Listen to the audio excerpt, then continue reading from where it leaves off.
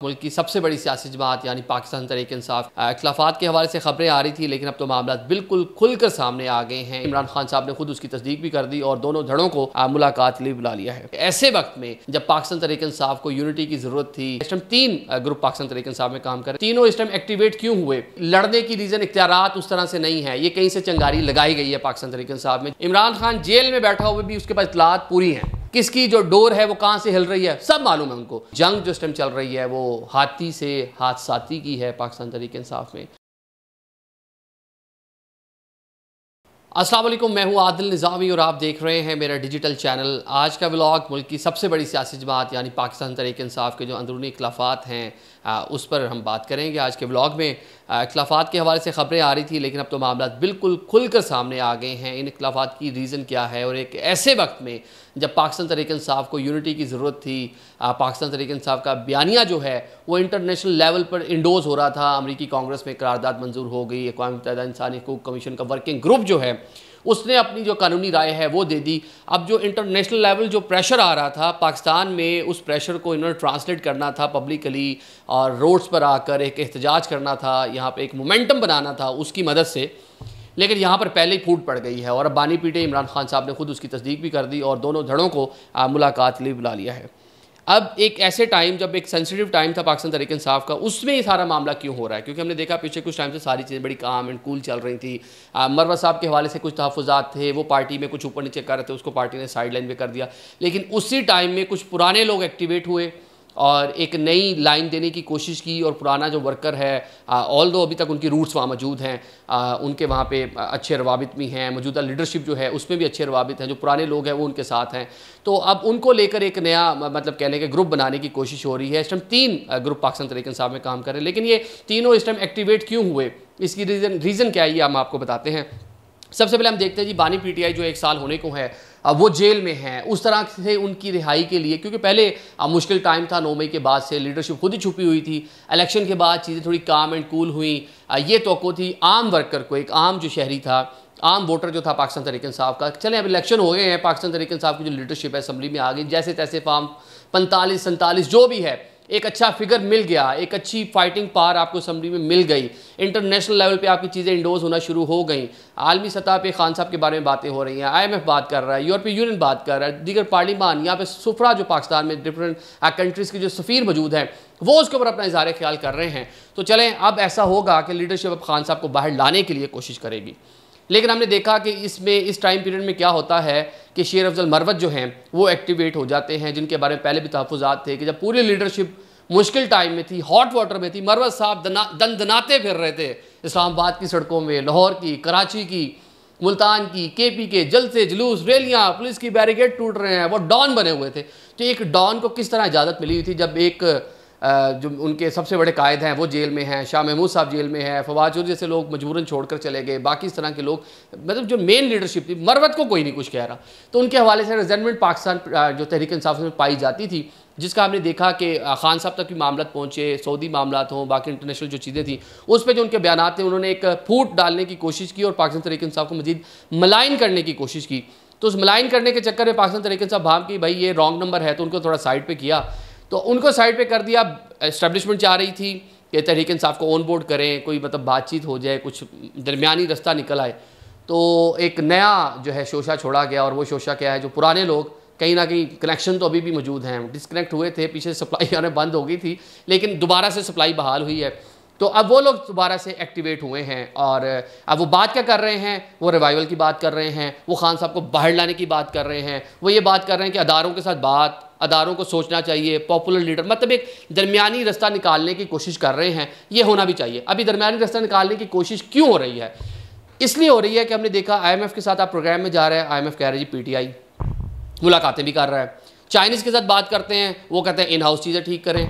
उनका डेलीगेशन आया, वहाँ पे आपको अली जफ़र साहब को बैठाना पड़ा, मौलाना को बैठाना पड़ा कि जी अपोजिशन को साथ लेकर चलें, अपने मुल्क में चीज़ें ठीक करें। सऊदी जाते हैं, वो कहते हैं अनरेस्ट है जी, अमन अमान नहीं है, $5 अरब कहाँ से दे। UAE जाते हैं कुछ भी नहीं, चाइना जाते हैं कुछ भी नहीं। तो अब नज़र ये आ रहा है कि आखिरी IMF जो ऑप्शन है जहाँ से पैसे चले मिल जाएंगे, तो वहाँ भी चीज़ें मामला थोड़े रुके हुए हैं, आगे पैसे आपने लेने हैं, बजट आपने दे दिया उनकी मर्ज़ी का, तो बाकी जो उनकी जो दीगर रिक्वायरमेंट, उनमें एक रिक्वायरमेंट ये भी थी कि अनरेस्ट जो है उसको ख़त्म करे पाकिस्तान जो मुल्क में है। तो इसलिए जनाब इसकी बिल्कुल पैरेलल इसी टाइम में हम देख रहे हैं कि यूनाइटेड नेशन की जो अदारा है वो करारदाद अपनी कानूनी राय दे देता है, अमेरिकन कांग्रेस जो है वो अपनी रेजोल्यूशन पास कर लेती है। तो वो जो प्रेशर आ रहा था उस प्रेशर को यहाँ पे लोकली ट्रांसलेट करना था इन्हीं लीडर ने, इन्हीं लोगों ने, इन्हीं अरकान असम्बली में, पार्लियामान के बाहर, पंजाब असम्बली में, केपी असम्बली में, केपी गवर्नमेंट थी। लेकिन क्या हुआ, आपस में लड़वा दिया, लड़ पड़े सारे आपस में। कोई लड़ने की रीज़न इख्तियारात उस तरह से नहीं है, ये कहीं से चंगारी लगाई गई है पाकिस्तान तहरीक इंसाफ में, जिसका ये शिकार हो गए हैं।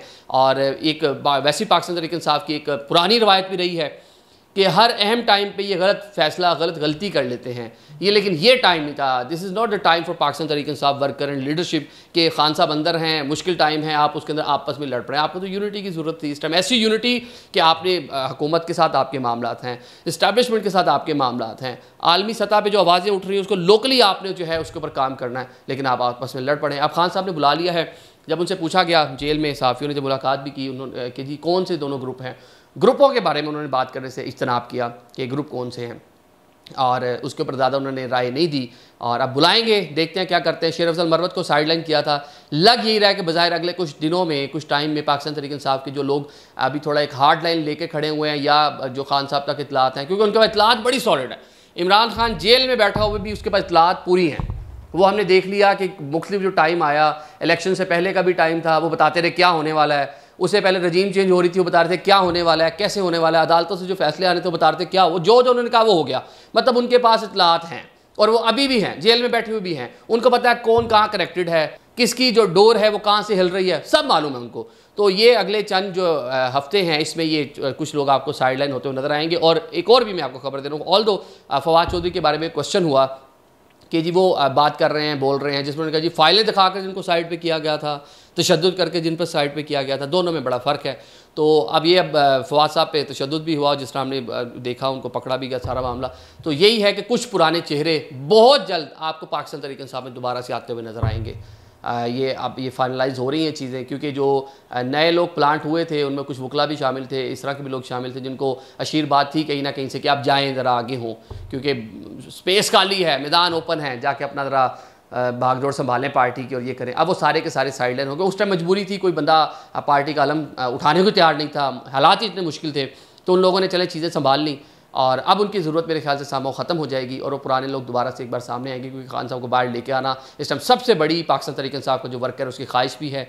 और 1 साल होने को है कि वो जेल के अंदर हैं, 1 साल हो गया जेल के अंदर रहना उनके लिए भी बिलाशुबा। हम देखते हैं कोई उस तरह से चीज़ें जो कही जाती थी कि बहुत मुश्किल हो जाएगी, वहाँ पर ड्रग्स नहीं मिलेंगी, खाना नहीं मिलेगा, मुश्किल होगा, गर्मी फला फला, लेकिन कुछ नहीं हुआ। उन्होंने चले सस्टेन किया, बर्दाश्त किया, स्पोर्ट्स मैन थे, मतलब हार्ड थे फिजिकली, तो उन्होंने बर्दाश्त कर लिया, मेंटली तौर पर स्ट्रॉन्ग थे, बर्दाश्त कर लिया उन्होंने। तो अब बाहर तो आना है, ये तो नहीं हो सकता ना कि 10 साल वो अंदर ही रहें। तो बाहर लाने के लिए जो यहाँ पे बाहर फैसला साज हैं, इस्टेब्लिशमेंट है, हुकूमत है, उनको ही पता है कि बाहर सामने उनको लाना पड़ना है। तो इसलिए वो एक अच्छी फ़ज़ा बनाने की कोशिश हो रही है। बाकी जंग जो इस टाइम चल रही है वो हाथी से हादसाती की है पाकिस्तान तहरीक इंसाफ में। कोई किसी को हाथी बोल रहा है और कोई किसी को हादसाती लीडर बोल रहा है, लेकिन इसका नुकसान जो है पार्टी को हो रहा है अहम टाइम पे जब पार्टी को मुतहद होने की ज़रूरत थी। बाकी हम देख रहे हैं जनाब कि जो बाकी सूरत हाल है इकॉनमी को लेकर, और मुल्क में एक एहतजाज की जो सूरत हाल बनती जा रही है, पाकिस्तान तहरीक इंसाफ को भी जलसा करने की इजाज़त मिल गई है, 6 तारीख को जलसा करेंगे। जमात इस्लामी लॉन्ग मार्च का धरना देने का ऐलान कर चुकी है इस्लामाबाद में, मौलाना को मना रहे हैं, KPK में ऑपरेशन की बातें हो रही हैं। तो ये सारी की सारी चीज़ें अनरेस्ट की तरफ जा रही हैं। जो एक बात कही जा रही है कि अगस्त का महीना वो फैसला कुन होगा, क्योंकि अगर तो रिज़र्व जो सीट हैं नेशनल असम्बली की अगर वो नहीं मिलती पाकिस्तान तहरीक इंसाफ को और कोई लेजिस्लेशन के लिए यूज़ हो जाती हैं, वो लेजिस्लेशन जो फैसला सुनाएंगे उन्हीं के बारे में है, यानी कि चीफ़ जस्टिस के बारे में, कुछ अगर ऐसी चीज़ हो जाती है तो फिर शायद हुकूमत को कोई सांस मिल जाए। अगर ऐसे मामलात हालात नहीं बनते तो डेफिनेटली जो काजी साहब के जाने के बाद जो बाकी सुप्रीम कोर्ट में अदालत बैठी हुई है वो बड़े फ्रस्ट्रेटेड बैठे हुए हैं, बड़े गुस्से में हैं। जो चीज़ें हुई, जो जजेस के खतूत हैं, जो जजेस को प्रेशराइज लोअर जुडिशरी से लेके ऊपर तक जो उनके रिएक्शन है, वो शायद अभी काजी साहब की वजह से थोड़ा सा रुका हुआ है। चीफ जस्टिस बैठे हुए हैं, चीज़ों को थोड़ा लेके चल रहे हैं अपनी मर्ज़ी के मुताबिक। अगर वो हटेंगे तो डेफिनेटली चीज़ें उधर से भी मुश्किलात आएंगी, तो हुकूमत का सस्टेन करना मुश्किल हो जाएगा। अगर लोग सड़कों पर होंगे, बिजली के बिल, ओ माई गॉड, क्या कहे बंदा बिजली के बिल के ऊपर, इसके बारे में वर्ड्स नहीं हैं। लोग बात करते हैं आप हुक्मरान हैं, आप लोग इस मुल्क पर रूल करते हैं, तमाम सियासी जमातें, चलें अपोजिशन के बाद तो राइट है ना, वो एहतजाज कर ले, लेकिन सब आप लोगों ने रूल किया मुल्क में, ये आपकी पॉलिसीज़ हैं। कि इस मुल्क को यहाँ तक ले आएँ कि एक आम आदमी जिससे बात करें, किसी जिसकी 20,000, 40,000, 30,000 तक सैलरी, 50,000 तक सैलरी है और बिजली का बिल उसका 25,000 का आया, वो जब से बात करें तो आंसू से रो रहा है। उसके जो है ना, आप अल्फाज बयान नहीं किए जा सकते। सोशल मीडिया भरा पड़ा है, लोग मर रहे हैं जनाब, और ये पॉलिसीज़ आपकी हैं और आपको कोई फ़र्क नहीं है। आपकी सैलरीज भी वहीं की वहीं हैं, आपके AC, air condition, protocol, fuel, गाड़ियाँ, हर चीज़ वहीं की वहीं है। आपको कोई इशराफिया मुल्क की जो ब्यूरोक्रेट हैं वो भी ठीक हैं, सरकारी अफसरान वो भी ठीक हैं, जो बिजनेसमैन जो सही सेटल बैठे हुए हैं, ठीक है, हक हलाल से भी लोग काम कर रहे हैं, उनको भी फ़र्क नहीं पड़ता। लेकिन जो एक आम आदमी जो पाकिस्तान की 90% पॉपुलेशन है वो इस मुश्किलात का शिकार है। Thank you so much.